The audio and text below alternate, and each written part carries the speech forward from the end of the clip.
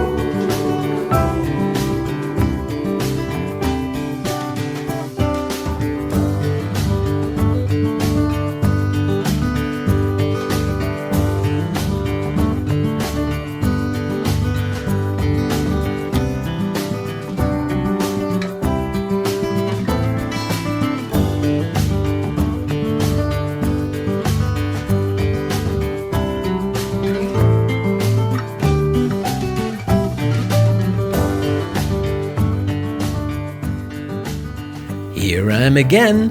Yikes, I think I spent way too much time tinkering with that cramped little cave under the coaster station. On the plus side, it helped answer the lingering question, are the buildings too tall? I often worry that the ceilings are set too high, but surprise! It's actually much better than having to duck to avoid bumping your head. I don't do that again, promised. And oh no, I only realized during cutting the cinematic shots that I still had my flashlight turned on during recording. As handy as this feature is, I should definitely make a habit of switching it off before capturing cinematic footage. Well, it is what it is. In any case, I've now opened up enough construction sites to keep us busy for a few more episodes. But for today, that's it. Thank you so much for stopping by. I'm looking forward to seeing you in the next one.